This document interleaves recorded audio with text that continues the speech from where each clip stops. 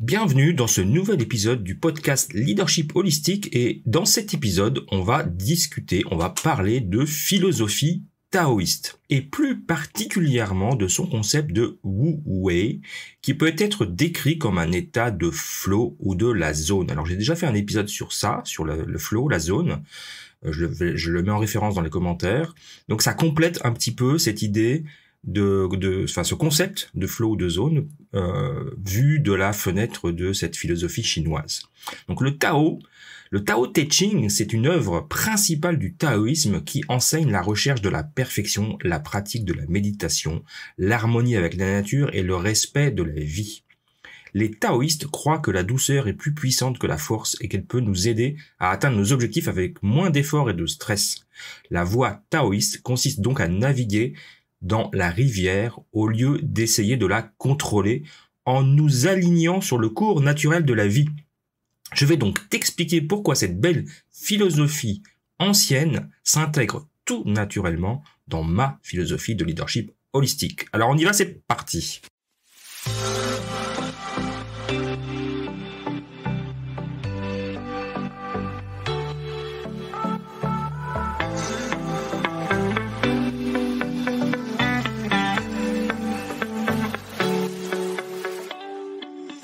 Bienvenue dans le podcast des leaders holistiques. Je suis Christophe, ingénieur, artiste holistique. Ce podcast est pour toi si tu es attiré par l'épanouissement personnel, professionnel et spirituel. Ma mission est de t'accompagner, toi le manager, l'ingénieur, le leader rationnel, cartésien, à connecter, aligner ton mental rationnel avec tes émotions, ta créativité, ton intuition et ta spiritualité en m'appuyant sur la recherche scientifique. Allez, on y va, c'est parti!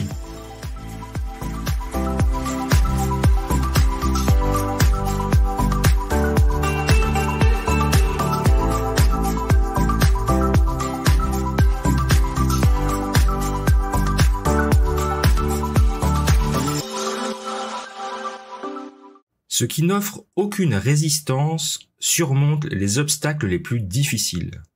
Ce qui n'offre aucune résistance peut pénétrer là où il n'y a pas d'espace. Peu de gens dans le monde peuvent comprendre l'enseignement sans mots ou comprendre la valeur de la non-action. Cette citation de Lao Tse nous introduit cette fameuse philosophie chinoise qu'on appelle le Tao et dont on va parler aujourd'hui. Alors déjà, je vais commencer par dire qu'il n'y a aucune preuve en fait que Lao Tse a existé. Ce philosophe chinois qui aurait existé autour du 5e et du 6e siècle avant Jésus-Christ, ce qui ferait de lui un contemporain de Confucius. Et donc il n'y a pas de preuve qu'il a existé, mais on lui impute l'œuvre qu'on appelle le Tao Te Ching, qui est l'œuvre principale du taoïsme. Donc le Tao Te Ching, c'est un recueil de 81 poèmes qui ont pour but d'expliquer les principes du taoïsme. Le taoïsme, c'est une philosophie qui prend racine en Chine, donc dans l'Antiquité, comme je le disais, et qui s'est diffusée ensuite dans de nombreux pays. Ça enseigne entre autres la recherche de la perfection, la pratique de la méditation, l'harmonie avec la nature et le respect de la vie, tout un magnifique programme que j'adore. Le Tao Te Ching révèle l'essence de la philosophie taoïste qui est de vivre en harmonie avec le Tao, appelé aussi la voie. Les fans du Mandalorian en ce moment vont tout de suite comprendre This is the way, c'est la voie. Donc on voit d'où ça vient. Cependant, le Tao ne peut pas être décrit et notre compréhension de cette philosophie ne se limite qu'à notre perception. Selon Lao Tse, le Tao dont on parle n'est pas le vrai Tao. En fait, on n'arrive pas à l'exprimer avec des mots. Les philosophes taoïstes soulignent l'importance de vivre en accord avec la force omniprésente du Tao, cette espèce d'énergie vitale, spirituelle, on l'appelle comme on veut, qui est au-delà de notre compréhension et qui peut pas être perçue par les sens. Bien que la littérature taoïste ne fournisse pas de méthode pratique pour y parvenir, elle offre de nombreux indices qui pointent vers l'atteinte de la quiétude de l'esprit, la maîtrise des sens, l'humilité et la cessation de l'effort, afin de nous ouvrir au mécanisme de l'univers. La quiétude de l'esprit, ça veut pas dire nécessairement s'asseoir quelque part les yeux fermés, ne rien faire ou méditer, même si la méditation ce n'est pas rien faire. Les taoïstes, eux, ils disent que la quiétude de l'esprit peut être combinée à l'action. Si on est complètement dans le moment présent de ce qu'on fait, nos actions se dérouleront sans effort, sans friction, et accompagnées d'une maîtrise, d'une concentration aiguisée, ce qu'on appelle le flow. Le Tao Te Ching est également célèbre pour ses enseignements sur le pouvoir de la douceur, qui est un concept que j'adore. C'est un concept important de la philosophie taoïste. Le pouvoir de la douceur et la capacité de surmonter les obstacles avec facilité et fluidité plutôt qu'en utilisant la force et la violence. Moi, je crois que la douceur est plus puissante que la force et qu'elle peut nous aider à atteindre nos objectifs avec moins d'efforts et de stress. Un des concepts les plus connus donc de la philosophie taoïste, c'est le fameux Wu Wei, qui peut être traduit par la non-action, l'action sans effort, ou le paradoxe action de la non-action. En gros, ça veut dire suivre le flux. En termes pratiques, ça peut être décrit le Wu Wei comme un état de flow qu'on appelle la zone pour les athlètes. Donc un état qui a été décrit par le philosophe Mihaly Csikszentmihalyi, qui était un philosophe roumain, dont je parle en effet dans ce fameux épisode de flow. Et donc en gros, c'est lorsque les athlètes entrent dans la zone, ils effectuent des actions sans effort, se déplaçant dans le temps et l'espace quasiment sans effort. Il n'y a pas d'extrême, il n'y a pas de mouvement brusque, il n'y a pas de souci, il n'y a rien il n'y a pas de rumination, il n'y a pas de problème dans l'esprit. Le corps et l'esprit sont totalement en accord, tout semble couler dans un cours naturel. Alors tu vas me dire, ouais, ça c'est de la belle théorie, ça n'existe pas. Alors je vais te donner 3 exemples de Wu Wei, de non-action, ou en tout cas d'application de cette philosophie dans notre histoire d'ancrer immédiatement cette philosophie dans la vie réelle. Un des principes de base, c'est la roue. La roue a été inventée pour rendre nos déplacements plus fluides, faciles et rapides. Donc la roue répond totalement à ce concept, à cette philosophie. L'énergie hydroélectrique y répond aussi. On utilise le courant d'une rivière pour produire de l'énergie. Et puis enfin, un 3e exemple que je trouve intéressant, c'est le judo. Le judo, lui, il est vraiment basé sur l'utilisation de l'énergie de l'adversaire. Le judoka, va utiliser la force de son adversaire pour le mettre au tapis. Donc, il y a plein d'implications concrètes dans notre vie réelle de cette philosophie chinoise. C'est pour ça que je la trouve intéressante. Alors revenons au concept philosophique. Donc la sagesse Wu Wei, elle peut être traduite par le déroulement naturel des événements. Elle souligne que la meilleure forme d'action est la non-action volontaire, c'est-à-dire de ne pas essayer de s'immiscer dans le cours naturel des événements. Ça veut dire lâcher prise sur les désirs de forcer ce qui va pas arriver naturellement. Ça veut pas dire qu'il faut rien faire ou qu'il faut pas agir dans le sens de ne rien faire, mais plutôt que de dresser des obstacles inutiles à la marche de l'univers, il faut se laisser un peu porter et plutôt, mettre nos efforts dans le sens de ce que l'univers nous pousse à accomplir. Donc, ça signifie pas, Wu Wei ne signifie pas abandonner l'intention de réaliser nos désirs, ni laisser tomber nos aspirations. Ça requiert plutôt de laisser tomber notre attachement au résultat. Lorsqu'on est attaché au résultat, notre attention et notre intention restent prisonnières de la rigidité de la pensée, des attentes, des exigences, et notre attention ni notre intention ne pourront atteindre la fluidité, la créativité, la spontanéité inhérente au champ de tous les possibles. Donc en cultivant cette philosophie de Wu Wei, nous pourrons répondre fluidement à toutes les situations qui nous arrivent. Il s'agit de ce que les taoïstes appellent la vertu naturelle, où l'instinct et l'intuition se rejoignent. Pour poursuivre la sagesse de Wu Wei, ça nécessite des moments de pause, de recentrage, de retrait dans la présence ouverte pour observer la direction des courants et se mettre à l'écoute des rythmes et des cycles qui prennent les mouvements d'énergie de notre propre vie. Wu Wei, c'est le fil conducteur de notre attention ouverte permanente. Cette sagesse demande d'être capable d'arrêter de s'agiter dans tous les sens, d'arrêter de créer des vagues, de cesser de parler, de penser, de bouger, de forcer, de faire, de défaire et de vouloir contrôler.